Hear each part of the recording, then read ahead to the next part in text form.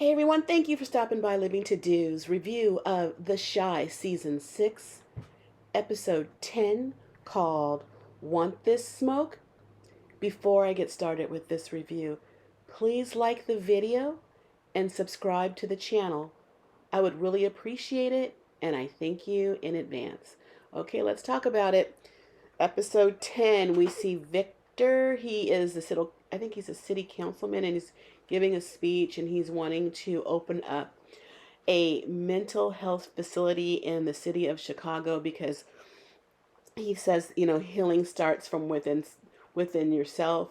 And as this is happening, they shoot to a scene of two lady cops at the junkyard looking at the car that Victor was riding in with Duda when Duda shot somebody and put them in the trunk. Looks like they're discovering the body.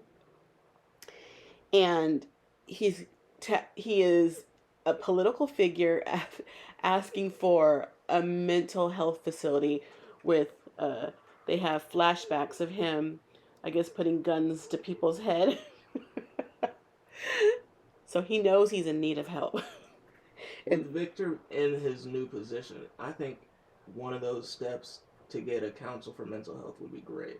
Especially with all the dealings with Duda and all of his shenanigans, I think the city would need it. Mental health runs rapid in the communities, and sometimes that's the reason for some of these criminal acts that are happening. And if people were well in their brain, they'll make better choices and less incidents and unfortunate situations would happen. So they're taking they're just trying to take they're trying to that's the talk of the day, mental health and everything, and they're trying to bring awareness by doing this, and they're doing a good job. Okay, that's great. So Victor goes into his Jeep after giving his speech for wanting mental health facilities around the Chicago area. He gets in the Jeep thinking he feels good about himself. They're asking him to run for mayor. I don't know what kind of crimes. I guess you can be a criminal and run for mayor. I know it's happened in the past. You can't be president, I don't think, but you can run for the mayor. Smaller jobs. Yeah, smaller political offices. So he's in the Jeep, and somebody's in the back of the Jeep, puts something over his head, kidnaps him, throws him in a van, and brings him to Duda. Where Duda is there, they had him tied to a chair, and Duda is there, and I guess, the way Victor is acting, he's about to lose his life. And not only is Victor there, Duda, but Alicia's friend is there that she wants this girl to keep an eye on. I can't remember her name. I said it last week. I can't remember right now. But she's standing there, I think she was wearing a red pantsuit or whatever, looking on to this confrontation, a man under duress because he's all tied up. And Victor's fighting back still in the chair. He head bumps Duda. And which was crazy is Duda, we see him later in the episode, Victor. So Duda just hurt the guy, but he didn't kill him. Why did he save him? It could be a multiple choice answer, and multiple answers could be right for that. But I believe that what it is Duda is on board with this mental health thing that Trig is talking about. You think so? I don't know. It's an angle, but that's what I think. Well, he needs it more than anybody, terrorizing the city the way he has been doing. So let's go jump to Jake. We'll talk about Jake and his house store. And he's having a photo shoot. And the photo shoot, I guess he sent out an ad for models. And who responded to the ad? But Kenya, Papa's ex-girlfriend. And she's modeling for Jake. She looks cute, but I thought she was a little church girl with her little mid-dress showing as much as it was. And does she have a babysitter? Oh yeah, where's her baby? Is And it Papa? I don't know. Papa got a job. You might have another one. um, but it was interesting. So I think Jake mentioned that you come from money or somewhat maybe upper middle class. She ain't rich. So what would she need to do this for? And if your dad's a preacher, he's gonna see these print ads somewhere and blow up. So, but I think she's over 18 because Papa has graduated from high school at this point, and she's older than Papa. But still, those religious people, you can't do just whatever you want. So Jake is one night looking at his photos of um, of the shoot of his product, and Gemma looks over his shoulder, and she sees that he's looking at this and notices that Kenya is in the photo. And she's like, why did she do this? Why did you ask her? She responded to the ad, and I guess she wanted him to ask her, and he thinks she's too busy with her artist, Brittany, that she don't have time for what he's doing. So they kind of go to bed angry. I didn't know they were living together. Like, I didn't either. That surprised me. yeah, yeah. So I think that's going to happen. I think that Kenya and Jake are going to get together. They're just setting it up for that possibility. And then Gemma and Bakari's sister, Brittany, because they were in the studio, and Gemma's working with the engineer, getting the music right, and Brittany she's entertaining a young lady on her lap. And Gemma kind of looks over and she's getting jealous to the point she closed down the session early because she's jealous. And I don't know if Brittany did that to make her jealous. I think so. We don't know. I don't know, but it just looks like it. Because why couldn't you had feelings for her, you guys kissed and or whatnot, and why would you just bring somebody all up in her face like that?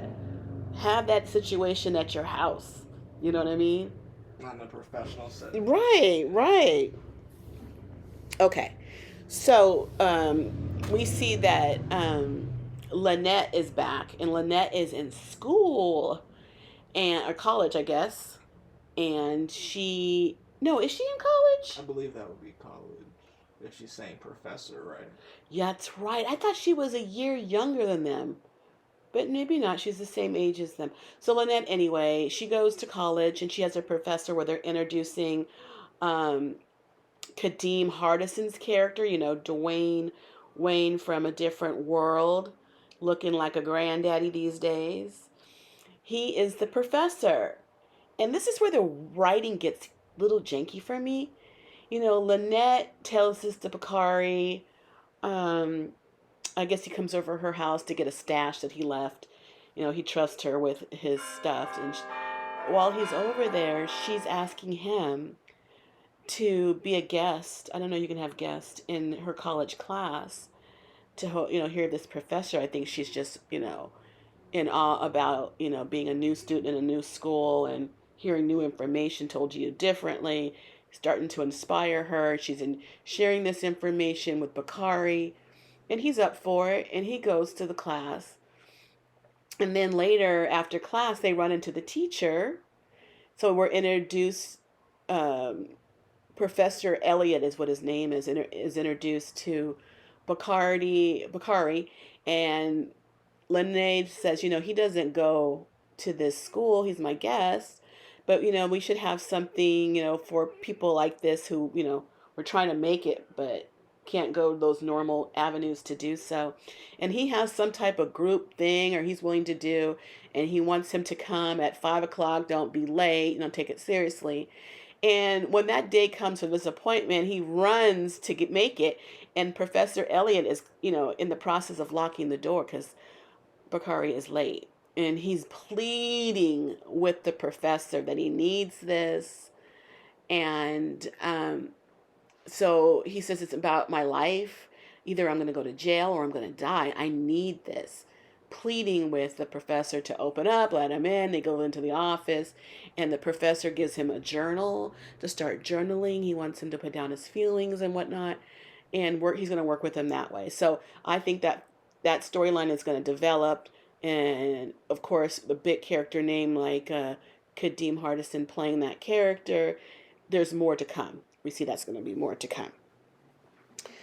But it was just really weird how come to my class and okay, I'm inspired to do this, and but they're gonna make something of it. Okay, so let's talk about the men's group. The men get together and they're talking. Lene's brother is there, and Shad is there. And Shad tells them that that life is meaningless without Deja. He messed up. They broke up. And he's, letting his feelings out in the group. All these little signs of mental health resources have been sprinkled through this show. So it's really important to the writers and to convey that. That's the talk of today anyway. So they're just going to make a storyline of it. And I'm interested in it. So that's good. So Victor comes in. He's just gotten in this is when he comes in from getting beat up by Duda. And they're like, Victor, what's going on? And Victor's lashing out a little bit, and he doesn't really want to talk about it, but he's cut up. I think it's a black eye, and he's bleeding in his abdomen. Yeah. Victor later is talking with Shad, I guess, at his house, and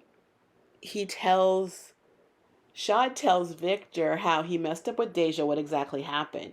He slept with Tiara. Was her name Tiara? Gemma's dad's girlfriend? Yeah, Tiara, I think it is Tiara.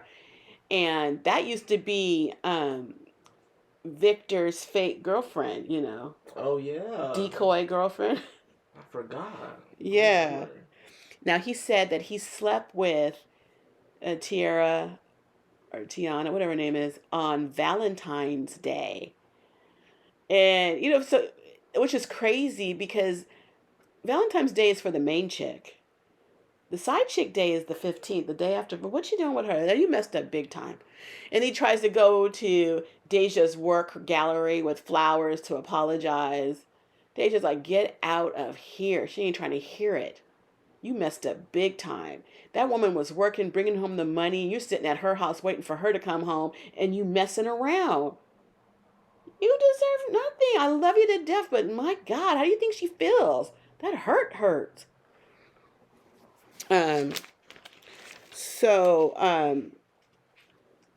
There's some new characters that were introduced. Emmett took Keisha to the club, and at the club they saw Dante. And Dante was Tiffany's weed dealer. Dante was sleeping with Tiffany when she was married to Emmett, and Emmett's out there now, broken up because of that incident, with Keisha, his new girl. They're just taking a night out from all this doodah stuff. And the kids are being watched by, his parents. I think he has 4 kids, a total of 4 of them in there. 4 boys. Ugh. And Dante is hanging out with this girl, and I know her name is, I was going to get her real name, but she's playing Candace in the show. And in real life, I think her name is Reagan. She's this, oh God, I can't remember her last name. But anyway, she was in some other sitcoms and stuff. So Reagan, she's kind of being introduced as a new character on the show. And she was Duda's ex, wasn't she? That girl? Not Alicia's girl. Candace, did she say she was Duda's ex? I believe so. Maybe I didn't catch that. I believe later on in the episode, when he's at dinner, they were texting. And he got annoyed about some text message. It was from her? I believe so. Okay. Well, I could be wrong, but I believe so. Okay. Well, she was telling Keisha, they were off together, and she's telling Keisha how, Dante's not my man. I see a lot of men, and she's scrolling through her phone, showing her all the men that are on her tail. So something is Keisha gonna do that? Is she gonna get fed up with Emmett and want to do what this girl's doing, Candace or Candy? What her name, Candace?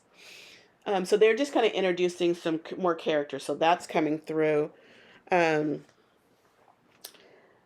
So what we see is Shad was sleeping in his car right across the street from Darnell's house. And Darnell gets him and out the car and brings him into the house with Jada. Jada goes, I don't want to live with no grown man. It's funny seeing Darnell take care of his grandkids, his kid, and then Shad. Shad. He's big grandpa. It's good. So they had that little handyman side business that they had last season or earlier in, I guess, season 6. So they're doing side jobs, and one of the side jobs is they're doing some plumbing work, and we find out the plumbing work is being done at Alicia's house, which is interesting. So they're doing some plumbing work, and they're only finishing up, and Alicia gets a quiet moment with Shad, and Shad tells her, innocently about his life. He had been in prison and not too many jobs, he can get. He's trying to stack his racks with this little job and, do something. He's trying to do something. And she's like, I have some other jobs you can do, like, fix the lock on the door and whatnot. And um, he gets a sense after, he's not clueless that she wants more than him just fixing those locks. And when he has no place to stay, I don't know why he left Darnell's house, because after, I guess, the feeling with Deja kind of saying no to him, turning him down, he goes into the arms of another woman, which is Alicia. At some point, he's over knocking at her door at night. She's in her robe, and she opens, and he comes up talking about, I can fix those locks now. That's so inappropriate to come to somebody's house at night. But 1 in the morning. Yeah. So she lets him in, and they kind of, I guess we'll continue with this relationship, because it looks like it's going to be some type of, older woman, young man type of thing. Which is getting interesting, because I think Shad is so cute. He had been in the clubs trying to get women. Some woman tried to order too much food, and another woman was using him as a decoy, or maybe somebody to get beat up because her boyfriend was going to be after anybody she saw. And he goes to the arms of the older woman and established as a house. So that's going to be an interesting storyline.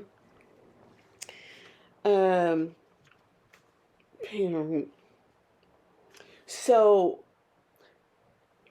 Emmett goes over to Rob's house, and Tiff's there.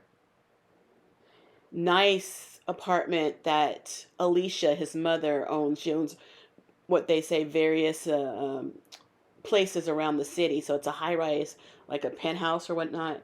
And they come over there, and actually, Emmett comes to their house. And now, what was really weird here is he's over there visiting with them, and he's I guess he tells him that he needs money to pay off Duda, but he doesn't tell him the extent of what the deal is, because Rob's mom is the target. So he's not going to tell Rob about it, but he says, I got to give him money to, get him off my back. And Alicia's there, his target. And she overhears it, because Rob had said his mother's very tight with money. But when she hears that he needs money to have Duda get off his back, she wants to know, how much money do you need? But he doesn't know he doesn't even know how much debt he's in. So she says, find out, come back and let me know. Interesting. Emmett is digging a hole. Because when he does find out, and he comes back, and he lets her know, oh, I need $1 million, and if she gives it to him, do you think he should tell her at that time, you know what, if I killed you, my debt would have been washed? If she helps him, do you think he should confess to her that you're my target? I don't think that's a smart idea. I think there's too many things that can go wrong with that. Yeah. Okay, so they had uh, that men's circle, and they were, when Victor came in all bloodied up. He's at work now, and his campaign manager and the campaign manager's boyfriend are in the office with him talking, about Doodah and uh, what needs to be done, and this and this, and also the boyfriend, he works with Doodah in some capacity. I think he was a real estate agent, but he's under Doodah's thumb, I He guess. started his real estate. Oh, he helped him start the real estate? That's how he got Emmett's house. And so the boyfriend cannot believe that Doodah is doing this to people. He thinks of Doodah as a good guy. And later, I guess it gets the campaign manager or whoever, they find out that the feds are sniffing around regarding a dead body. And so the campaign manager, he brings in a lawyer for Victor to represent him. And the lawyer is Leon, actor Leon. He plays in a lot of things, and he's also Cynthia Bailey's baby daddy. Oh, I think his name is Leon Robinson, because Cynthia Bailey's daughter is, what's her name? Is it Nicole? Whatever it is, but Robinson. So he is the new character that's going to be on The Chi this season, playing the lawyer defending Victor, probably with a federal case of a dead body, because he knows that they sweep in for fingerprints on this car, and Victor's prints will turn up. Now, did Doodah wear gloves that whole time? I think he'd had some gloves on. So he might not have Doodah's gloves and only have Victor's. Won't have Doodah's prints. It will only have Victor's prints. So he's going to be a prime suspect in a Fed case. So your political dreams, your freedom, everything could be over, right? And what? Very much so, right? Okay. So you were talking about Doodah. Text at the dinner table? Yeah, he was with Alicia's friend, Alicia wants to have her favor cashed in this girl to keep an eye on Doodah, and he gets a strange text while they're at dinner. She's complimenting him, and he's eating it all up. And he gets a text, and it kind of upsets him. He gets up from the table out to another room and makes a call, I think. I believe that was that Tracy? I believe he was texting Tracy. I wonder what that was all about. Because didn't he have a child with Tracy? No, he did not. No, he did. Because Tracy, yeah, I'm pretty sure. You know who had a child with Tracy? Who? Alicia's brother. That old man. Remember Doodah killed that old man? He opened the door and he shot him in the face, or shot him wherever and killed him. Yeah. That old man is Tracy's dad. It was an old man that raped a young girl and she had a baby. And that was Jason. So it's not Doodah's baby. Oh. It's that old man's baby. I could have sworn they had a relationship of some sort. Well, no, Doodah and Tracy had a relationship. That's what I thought. They had a relationship, but I don't know who's Doodah's kids. The way he gets around, somebody should have had his kids. Did I miss anything? That's pretty much it, right? I think so. That was the meat and potatoes of the episode. It sure was. Okay, well, thanks for staying with us to the end. Please like the video and subscribe to the channel. We would really appreciate it, and we thank you in advance. But we gotta go, 'cause what? We got living to do. Bye.